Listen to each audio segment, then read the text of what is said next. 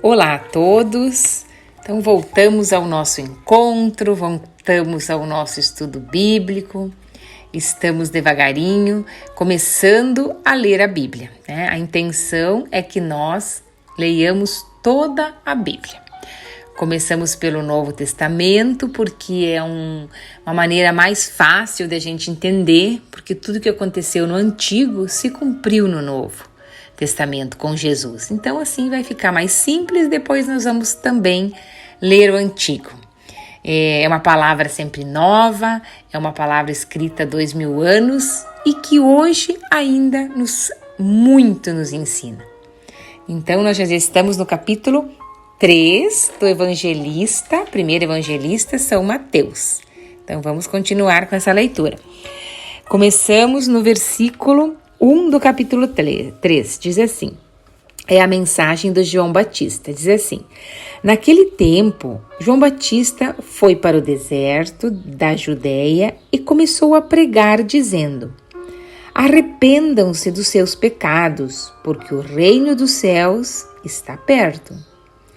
A respeito de João, o profeta Isaías já tinha escrito, então veja, em 750 a.C., que foi a época que viveu o profeta Isaías, ele já tinha escrito que, existiria alguém como João anunciando a vinda do Messias.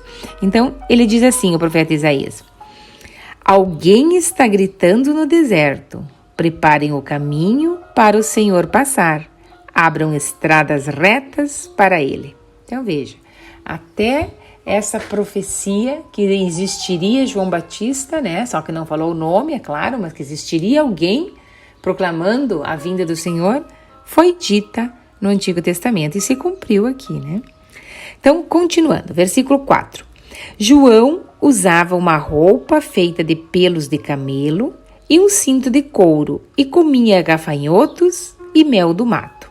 Então, ele queria ficar isolado, Ele queria ter completa humildade, porque ele sabia que é na humildade que Deus fala mais com as pessoas. Então, ele queria ser bem humilde, então ele vivia dessa maneira. Os moradores de Jerusalém, da região da Judéia e de todos os lugares em volta do Rio Jordão, iam ouvi-lo. Então, veja, apesar da simplicidade, sabiam que ele era um homem sábio e todos corriam a ele e iam ouvi-lo. Eles confessavam os pecados e João os batizava no Rio Jordão. Quando João viu que muitos fariseus e saduceus vinham para serem batizados por ele, João disse, ninhada de cobra venenosa, quem disse que vocês escaparão do terrível castigo que Deus vai mandar? Façam coisas que mostrem que vocês se arrependeram dos seus pecados. E não digam uns aos outros, Abraão é nosso antepassado. Pois eu afirmo a vocês que até estas pedras Deus pode fazer descendentes de Abraão. Então vejam o que João queria dizer com isso. Os saduceus e os fariseus, eles eram os religiosos, os sacerdotes da época, mas eles estavam correndo até o deserto, não porque eles acreditavam em João, no que o João estava dizendo, na vinda do Senhor, não. Eles queriam ver o que João falava, para de repente prender João. Então João falou que ele era uma ninhada de cobras venenosas, que antes de estar aí tinham que se arrepender dos pecados. E também João falou para eles não se vangloriarem, que eles eram filhos de Abraão, porque Abraão é o nosso primeiro pai, nosso pai da fé. Deus testou ele entregou o próprio filho, o filho único, Isaac, para morrer em sacrifício, como Deus pediu, e na hora Deus falou, não, era só para te testar, agora eu sei que tu me amas. E eles se vangloriavam porque eram israelitas, judeus e pertencentes à descendência de Abraão, e achavam que por isso estavam salvos. Mas não, João falou Deus é capaz de tirar descendentes de Abraão até das pedras. Então veja, não adianta você se vangloriar, porque minha mãe era religiosa, porque eu tenho um tio que era religioso, porque eu, tenho outras pessoas. Não, mostre você mesmo e a tua fé. Não podemos se vangloriar pelos outros ou pela descendência, né? Continuando, versículo 10.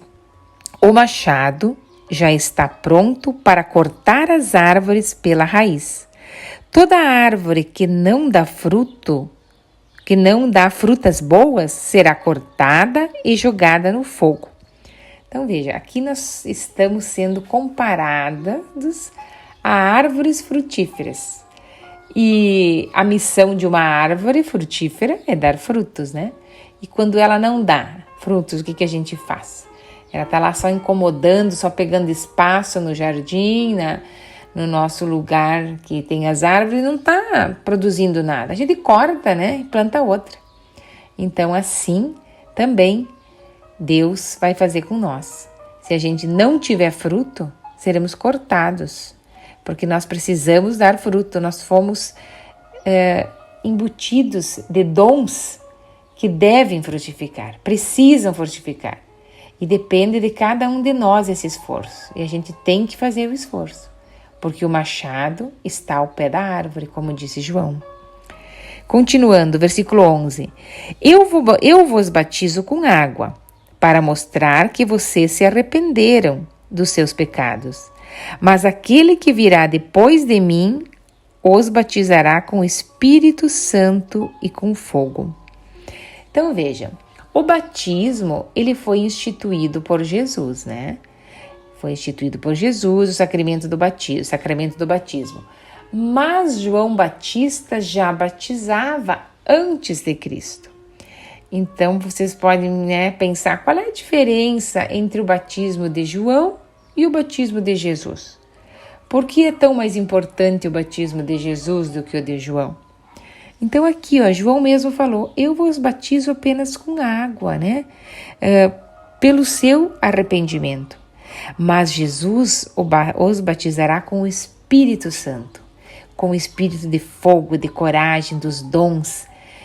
Jesus Cristo deu a própria vida por nós. E toda vez que a gente nos batiza, alguém batiza alguém, ele está ao mesmo tempo morrendo e ressuscitando.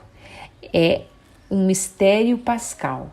Ele morre na água, por isso que é submerso, Antigamente era submerso no rio, agora simbolicamente só é derramado água na cabeça. Mas o simbolismo é imersão, para dizer a morte para o pecado, a morte para o homem velho e a ressurreição. E chega um homem novo. E acabou o pecado, está salvo por Cristo. Então essa é a diferença. O batismo de João era um batismo de conversão, mudança de vida, arrependimento. E o de Jesus é do perdão dos pecados, da salvação. Muito, muito, muito importante. Continuando. Ele é mais importante do que eu, João falando. E não mereço a honra de carregar as suas sandálias. Tem certos evangelhos que dizem desamarrar as sandálias ou carregar as sandálias. Ele se sentia indigno de carregar as sandálias de Jesus.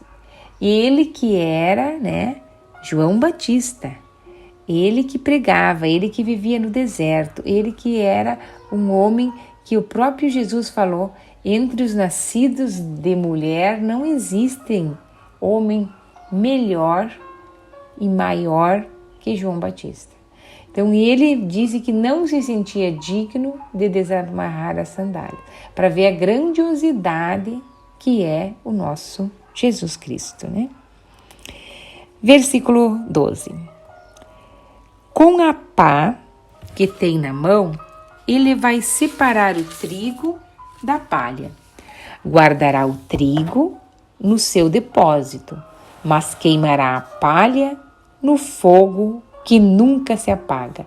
Então esse é outro exemplo que nem o fruto, A árvore que não dá fruto é cortada e o trigo também, né, é colhido, os frutos, né, os grãos são guardados e a palha, o que não é fruto, é jogado fora, né? Mais uma vez, dando ênfase que nós somos árvores frutíferas e precisamos mostrar o nosso fruto.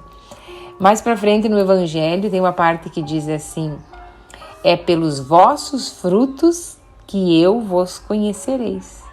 Então não é pelo que você diz que é, mas é pelo que você faz, pelo que você deixou, pelos frutos que você plantou é que vão te conhecer, né? Um fruto, uma árvore, você conhece uma árvore pelo fruto. Se o fruto é bom, se o fruto é carnoso, se o fruto é doce, é uma árvore boa, não é uma árvore velha, não é uma árvore que está morrendo, ela conseguiu gerar um fruto. E a pessoa também se conhece pelo fruto, o coração que ela tem, se é um coração bom ou não. É muita sabedoria, né? Em poucas palavras aqui. Continuando. O batismo de Jesus. Naqueles dias, Jesus foi a Galileia até o Rio Jordão, a fim de ser batizado por João Batista. Mas João tentou convencê-lo a mudar de ideia, dizendo: eu é que preciso ser batizado por você, e você está querendo que eu o batize? Mas Jesus respondeu: deixe que seja assim agora, pois é dessa maneira que faremos tudo o que Deus quer. E João concordou. Então João se sentiu indigno, né? Sabia que era o Cristo que estava ali, não queria nem batizá-lo, né? Porque ele não se sentia merecedor disso. Mas Jesus disse: deixe, é assim que Deus quer, já está escrito que isso aconteceria no Antigo Testamento. Então, para que tudo se cumpra, tem que ser feito. Então, João concordou. Continuando. Logo que foi batizado, Jesus saiu da água. O céu se abriu e Jesus viu o Espírito de Deus descer como uma pomba e pousar sobre ele. E do céu veio uma voz que disse: este é meu filho querido, que me dá tanta alegria. Então vejam, o próprio Deus reconhecendo aí que Jesus Cristo era o Filho, né? Que dava tanta alegria, que cumpria a sua vontade. Então aqui a gente acaba o capítulo 3 com o batismo de Jesus. E pedimos que ao Espírito Santo que também, né, faça crescer em nós os frutos, porque quando nós fomos batizados, a gente se tornou filho de Deus. E o Filho de Deus tem o mesmo, segundo a teologia, o mesmo humus de Deus. O que quer dizer humus de Deus?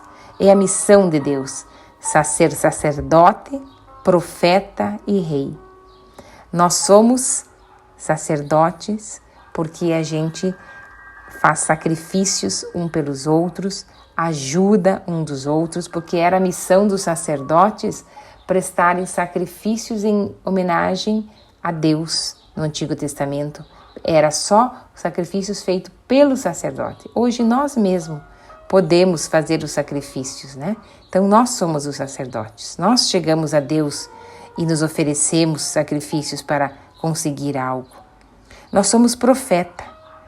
Somos profeta porque temos a missão de profetizar que Deus está entre nós, que o reino de Deus já chegou e não precisamos ficar esperando que nem os judeus ainda estão lá, batendo a cabeça no muro da lamentação, esperando o Messias. Nós sabemos que ele veio e que ele está aqui, pertinho, junto de nós. Então somos profetas, devemos ser. E o terceira missão é rei. Somos rei porque somos filhos do rei. Deus fez o mundo e nos deu o mundo para reinarmos sobre céus e sobre terra. Mas no sentido desse reinar não é mandar, é cuidar. Porque Jesus mesmo falou: eu vim para servir e não para ser servido. Então, o reinado de Jesus é diferente, né? Porque ele pensa diferente de nós. O rei não manda, o rei serve. E nós temos esses 3 dons dentro de nós: sermos sacerdote, profeta e rei. Nós, exercendo essa missão, conseguiremos desenvolver os dons que estão dentro de nós. Os dons são os frutos, são as coisas boas que nós devemos deixar nessa vida. Não podemos ir embora e deixar o mundo da mesma maneira, ou talvez até pior, né? Precisamos deixar ele melhor. Então vamos pedir ao Espírito Santo que nos traga esta força de a gente conseguir vencer a preguiça, vencer a ganância, vencer o orgulho, vencer a mentira e revelarmos a nossa verdadeira essência. Somos filhos de Deus e precisamos ter Ele como exemplo. Nós precisamos nos espelharmos nele. Então vamos pedir: vem Espírito Santo, vem sobre mim, esvazia-me de mim mesmo e enche-me de ti. Vem Espírito Santo, esvazia-me de mim e enche-me de ti. Assim seja. Amém. Então, fiquem todos com Deus e o próximo encontro nós já estaremos no capítulo 4 de Mateus. E assim nós vamos ler juntos toda a Bíblia. Assim seja. Amém.